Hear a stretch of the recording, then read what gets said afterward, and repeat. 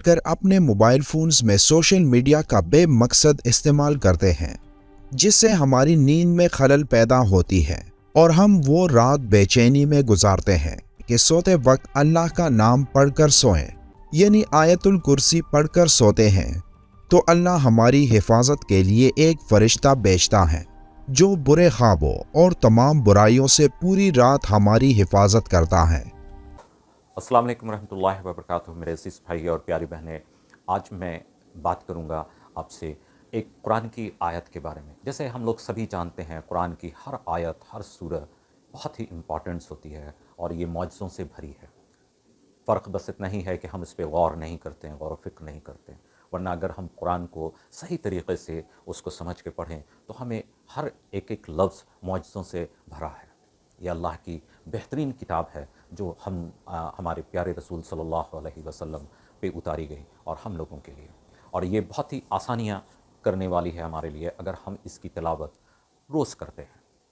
खैर, आज हम लोगों का एक टॉपिक है जिस आयत पे हम लोग आज रिएक्शंस करने जा रहे हैं, वो आयतुल कुर्सी है। इसकी क्या अहमियत है, क्या इम्पॉर्टेंस है, इसी पे आज हम बात करेंगे। तो जो मैंने वीडियो ली है ये इन्फॉर्मेंट्री चैनल से है, मैंने ये वीडियो ली है जिसमें ये आयतुल कुर्सी की इम्पॉर्टेंस के बारे में बात करेंगे। आयतुल कुर्सी की क्या अहमियत है हमारी ज़िंदगी में, हमारे मरने के बाद अगर हम इसकी तिलावत करते हैं, ये सारी चीज़ें। तो चलिए, आपका ज़्यादा वक्त ज़ाया ना करते हुए हम लोग डायरेक्ट उस वीडियो पे आते हैं और ये सारी चीज़ें सीखते हैं और जानते हैं कि आयतुल कुर्सी हमारे लिए कितनी इम्पॉर्टेंस और अहमियत की हामिल होगी।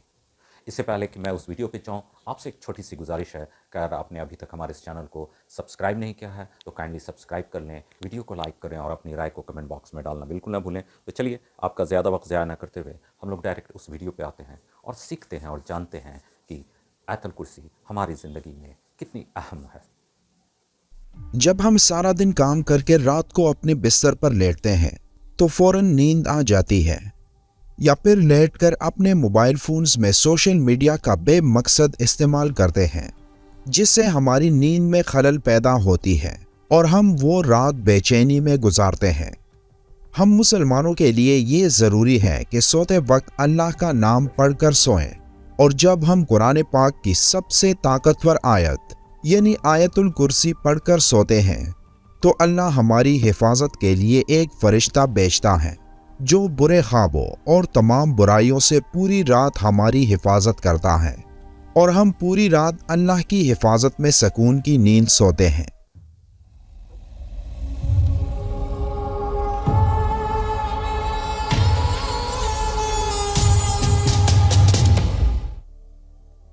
कुरान पाक का हर एक लफ्ज़ एक मौज़ा और तमाम इंसानियत के लिए हिदायत का रास्ता है, लेकिन कुरान में कुछ आयात ऐसी भी है जो अपने अंदर मौजूद खसूसियात की वजह से एक अहम मुकाम रखती हैं, और कुरान में आयतुल कुर्सी को वो मुकाम हासिल है जिसमें अल्लाह की हाकिमियत आला का बेहतरीन खुलासा मौजूद है, और जिसकी बिना पर ये आयत कुरान की सबसे बड़ी और सबसे अहम आयत तस्लीम की जाती है।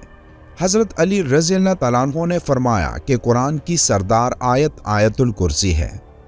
जब हम इस आयत में मौजूद मकसद को तलाश करते हैं तो हमें मालूम होता है कि अल्लाह ने हम पर कितनी नेमतें नाजिल की हैं, तो हमें अल्लाह के सामने सजदा करके उसका शुक्र अदा करना चाहिए।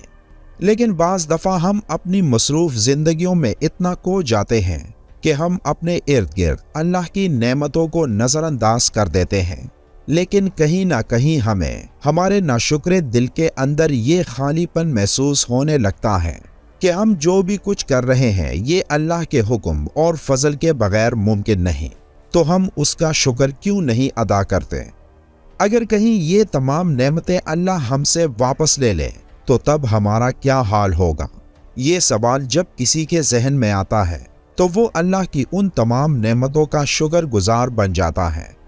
जब हम आयतुल कुर्सी पढ़ते हैं तो हम अल्लाह की अज़मत को तस्लीम करते हैं, और जब हम आखिर में ये पढ़ते हैं और वही है सबसे बुलंद अज़मत वाला, तो हम उसकी अजीम ताकत का शुक्र अदा करते हैं।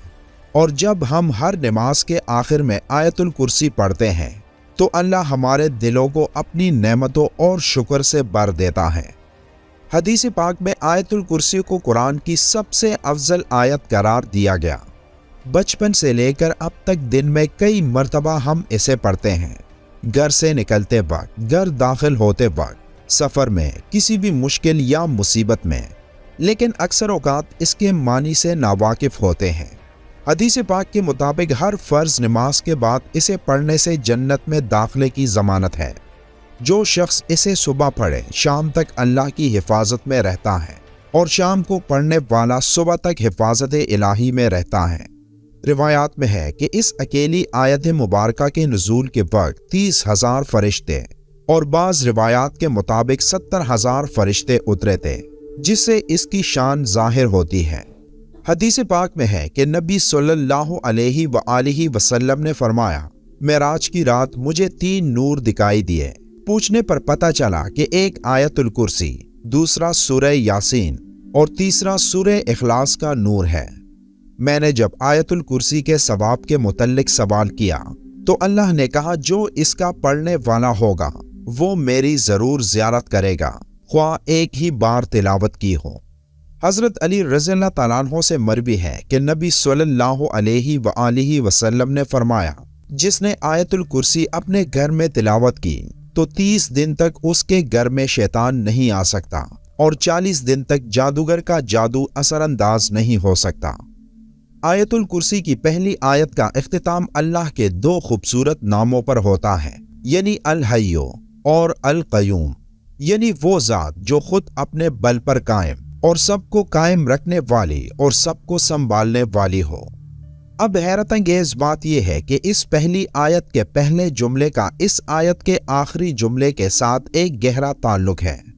इस आयत के आखिरी जुमले में फिर से अल्लाह के 2 नाम आए हैं जो इस तरह है, और वही है सबसे बुलंद, अजमत वाला। इस आयत के दूसरे जुमले में अल्लाह फरमाता है, ना उसको ऊँग आती है और ना नींद। तमाम मखलूकात वक्त के साथ सुस्त पड़ जाते हैं, आराम मांगते हैं, नींद चाहते हैं, सोए बगैर रह नहीं सकते, और नींद मौत की ही एक सूरत है। इसलिए इस आयत के इस हिस्से में जिक्र है कि वो ज़ात पाक, ज़मानो मकां का हाकिम, ताकत का सर चश्मा, हर लिहाज से मुकम्मल और चौकस, अपनी मखलूकात के हर जर्रे से बाखबर है। अब इस आयत के 8वें जुमले में देखें कि अल्लाह क्या फरमा रहा है, और उसे ज़मीन व आसमान की हिफाजत तकाती नहीं है। इस आयत का दूसरा जुमला असल में इसके 8वें जुमले के साथ कनेक्टेड है, जिसमें अल्लाह यही फरमाता है कि नींद और आराम उसकी पैदा करदा मखलूक के लिए है, और अल्लाह ना सोता है और ना उसे ऊँग आती है। अब तीसरे जुमले में जिक्र है जो आसमानों में है और जो कुछ ज़मीनों में, सब कुछ उसी का है। इस बात को समझने से पहले हमें 2 नामों को समझना होगा, एक है मालिक और दूसरा है मलिक। मालिक का मतलब है ऑनर और मलिक बादशाह को कहते हैं। अब इन दोनों में बहुत ज्यादा फर्क है। मलकियत चीजों की होती है जबकि बादशाहत लोगों पर की जाती है। इस आयत में अल्लाह फरमाता है कि जो आसमानों में है और जो कुछ जमीन में है, सब कुछ उसी का है, यानी वो हर चीज का जो उसने पैदा किया उसका मालिक है। अब इस आयत के 7वें जुमले में अल्लाह फरमाता है, उसकी कुर्सी सब आसमानों और जमीन पर हावी है। जब अल्लाह अपनी कुर्सी की बात कर रहा है तो मतलब कि वो अपनी बादशाहत की बात कर रहा है, इसलिए अल्लाह मालिक भी है और मलिक भी। फिर चौथे जुमले में अल्लाह का इरशाद है, कौन है जो उसके सामने उसकी इजाजत के बगैर किसी की सिफारिश कर सके। फिर छठे जुमले में फरमाता है, और वो उसके इल्म में किसी भी शे का अहाता नहीं कर सकते मगर जितना वो चाहे।